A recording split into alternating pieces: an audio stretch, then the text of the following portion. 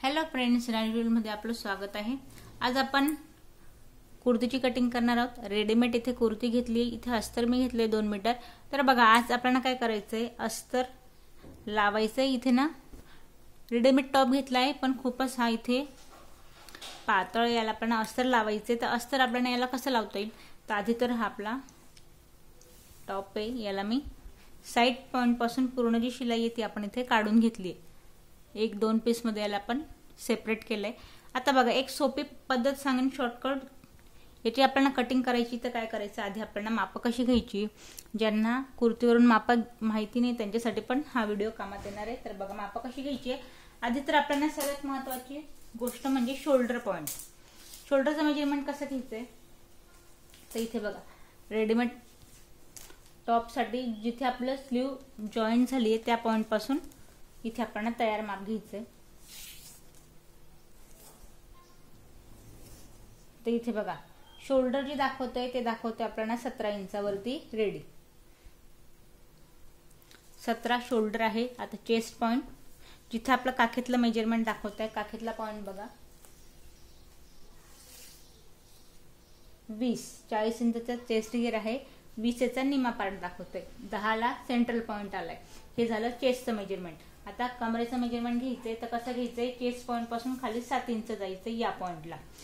हा आपला कमरेचा पॉइंट आहे। आता कमर घेरला या पॉइंटला सरळ स्ट्रेट कापड ठेवायचं। आता यात मार्जिन सुद्धा लक्षात घ्यायचंय। तर बघा, आता पोटाचा घेर मोठा, इथे 22 इंचावरती आपल्याला पोटाचा घेर दिसतोय। आता याच पॉइंट पासून सेंट्रल पॉइंटला बोट ठेवायचं आहे आणि इथे खाली परत आपल्याला 7 इंचावरती सीट घेरचं मेजरमेंट घ्यायचंय या पॉइंट पासून। तर या पॉइंटला दाखवते 23 इंचावरती। तर ही आपण माप घेतली। आता आपण मोकळा कापड ठेवलाय। यात एक सोपी पद्धत, अजून एक चौथा पार्ट आपल्याला कापडावरती टाकायचा राहतो। तर काय करायचं, याला या पॉइंट पासून 4 कापडामध्ये याला फोल्ड ठेवायचंय आणि याची आपला फोल्डिंग वाला पॉइंट आहे। इथून सगळी माप जशी आपण घेतली सेम मेजरमेंट मध्ये घ्यायची। जसं की 17 इंचाचा आपलं शोल्डर दाखवलं होतं। आता याचा चौथा पार्ट बघा या पद्धतीने। त्याच्यानंतर चेस्टचा चौथा पार्ट 40 इंचाचा आपला चेस्ट घेर येता। 10 इथे चौथा पार्ट दाखवतोय। परत या पॉइंट पासून 7 इंचावरती खाली यायचंय। परत इथे कमरेचं मेजरमेंट घ्यायचंय, सेम मेजरमेंट, परत 7 इंचावरती खाली यायचंय आणि इथे ती इथं झाली माप। आता बऱ्याच जणांना प्रश्न पडतो की बॉटमचा जो पार्ट आहे तो कसा घ्यायचा आहे। जिथे आपण सीट घेरचं मेजरमेंट टाकलंय त्या पॉइंट पासून कुठल्याही प्रकारचं एक्स्ट्रा न घेता, एक तर तुम्ही स्ट्रेट कुर्ती करायची तर सरळ तुम्ही लाईन ड्रॉ करायची। जसं की स्ट्रेट कुर्ती बघा, या पॉइंटला कुठल्याही प्रकारचं एक्स्ट्रा न घेता सरळ हा पार्ट आहे। ही झाली आपली स्ट्रेट कुर्ती। आता मुंड्याचं मेजरमेंट कसं घ्यायचंय, याच्यावरून ज्यांना पेपर कटिंग येत नाही, डायरेक्टली आपण कपड्यावर कट करतो। तर मुंड्याची मेजरमेंट घेण्यासाठी आपण काय करायचं, बिग साईज साठीची कुर्ती आहे तर शोल्डर पॉइंट पासून जिथे शोल्डर स्टिच झाले त्या पॉइंट पासून आपल्याला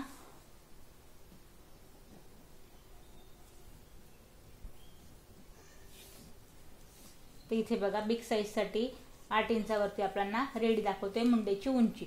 आता याप्रमाणे कापडावरती सरळ लाईन ड्रॉ करायची, चेस्टचा चौथा पार्ट टाकायचा आहे, पॉइंट द्यायचा आहे आणि या पॉइंट पासून ही जी आहे ती आपली फ्रंटची गोलाई। या पॉइंट पासून कपड्यानुसार मेजरमेंट घेतलं तर या पॉइंटला तुम्हाला दाखवते ती 1.5 इंचावरती, कपड्यावरतीच तयार आपल्याला दाखवते 1.5 इंचावरती आतल्या पॉइंट पासून बिग साईज साठी। तर या पॉइंट पासून सरळ आतल्या हातानेला गोलाई घ्यायची। तर हा झाला आपला माप घेऊन। आता माप घेऊन झाली त्यानंतर आता इथे आपण डायरेक्ट कापडावरती याची कटिंग पाहणार आहोत। जसं की मी तुम्हाला म्हटले, 4 कापडामध्ये आपल्याला घडी ठेवायची आणि इथे मी 2 मीटर कापड घेतलंय। तर बघा, 1 2 3 4।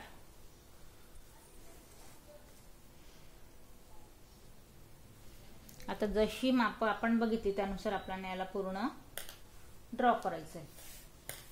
शोल्डर बंद बाजूपासून टाकायचं आपल्याला इथे शोल्डर। तर शोल्डर आपण बघितलं होतं, पूर्ण जे शोल्डर आहे ते आहे आपलं इथे 17 इंचाचं। आता तर बघा, इथे आपण निमा पार्ट टाकायचा आहे 17चा। मी इथे 8.5चा शोल्डर घेते। आता बिग साईज साठी आणि शोल्डर एवढं बंद का, तर पाठीमागून पूर्णपणे बंद गळा आहे, त्याच्यामुळे आपण शोल्डरचा निमा पार्ट वापरतो। तर तुमचं इथे डीप नेक असेल तर शोल्डर तुम्ही 6 इंचापर्यंत घ्यायचंय। मुंड्याची उंची जसं की आपण बघितलं 8 इंचावरती, चेस्ट आहे 40 इंचाचा, 10 याचा चौथा पार्ट आणि 1.5 इंचची मार्जिन. बिग साईज असेल तर तुम्ही 2 इंचची मार्जिन घ्या, कारण एक्स्ट्रा मार्जिन कधीही चांगलीच असते. तर या पॉईंटला आपण 2 इंचची मार्जिन घेतली. तसं तर टॉप आपला रेडी आहे. जर तुम्ही सेपरेट कट करत असाल तर 2ची घ्या. टॉप रेडी, त्याच्यामुळे मी इथे मार्जिन फक्त 1.5 इंचची ठेवणार आहे. त्यानंतर पाठीमागची गोलाई या पॉईंट पासून आपल्याला द्यायची आहे 1 आणि जस्ट 2 लाईन, 1.25-2 इंचावरती. आणि पुढची जी गोलाई ती द्यायची आपण, जसं की याच्यावर बघितलं आपण कुर्तीवरती, ती द्यायची आपल्याला बिग साईज साठी 1.5 इंचावरती. आता जशी आपण याच्यावर बघितली तरी यातला फरक मी तुम्हाला सांगेन. आतली जी गोलाई आहे ती आपल्याला या पॉईंट पासून जाऊन आत द्यायची आहे या पद्धतीने, आणि पुढचा पार्ट हा पूर्णपणे निमुडता असतो. आता हे झाल्यानंतर चेस्ट पासून 7 इंचावरती आपण टाकायचंय पोटाचं घेर. तर बघा इथे आपल्याला 22 इंचाचा आपला पोटाचा घेर होता, तर मी 10.5 वरती एक पॉईंट देते. इथून पुढे 1.5 इंचाची मार्जिन. सेम मेजरमेंट सीड घेर या पॉईंट पासून 7 इंचावरती आपलं सीड घेरचं मेजरमेंट आहे.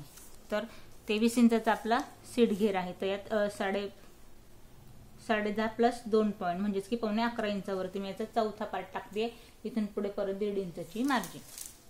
आता हे झालं आपलं एक्स्ट्रा पॉईंट दिला आपण. आणि इथून हा जो पार्ट आहे, जसं की तुम्हाला म्हटले आपण स्ट्रेट कुर्ती हवी ते सरळ, याला आपण ड्रॉ करायचंय. आता अस्तर त्याच्यामुळे याची उंची कुर्तीपेक्षा आपली कमी असणार आहे, आणि साधारण एक्स्ट्रा पॉईंट या पद्धतीने ड्रॉ करायचा आहे. आता पाठीमागे बघितली असेल तर पाठीमागे फक्त इथे हलकीशी 2 इंचाची गोलाई. तर याचं मेजरमेंट कसं घ्यायचंय, घेरा किती घ्यायचा आहे, घेरा घ्यायचा आहे 3.5 इंचावरती. आणि पुढच्या जो पाठीमागचा पार्ट आहे तिथे फक्त हलकीशी गोलाई घ्यायची आपल्याला 1.5 इंचावरती. 2 टाका रेडी होऊन ही 1.5 येईल. तर घेताना आपण या पॉईंट पासून 2 इंच घ्यायचंय या पद्धतीने. हा जो पॉईंट आहे हा आपला पाठीमागचा पॉईंट आहे. आता पुढचा गळा आपण बघूया.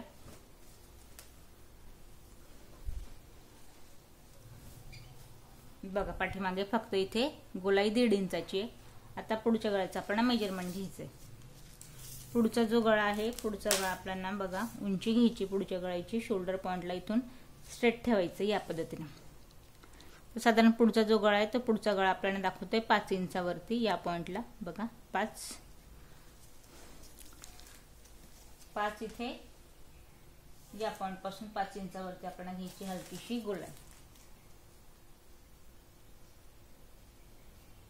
आणि या पॉईंटला याला कट आहे या पद्धतीने. तर बघा आता पूर्ण ड्रॉ करून झालं. एक्स्ट्रा पॉईंट आपण कट करून घेऊया. आजच्या व्हिडिओमध्ये आपण रेडीमेड कुर्तीपासून माप घेऊन कसं ड्रॉ करायचं हे बघितलंय.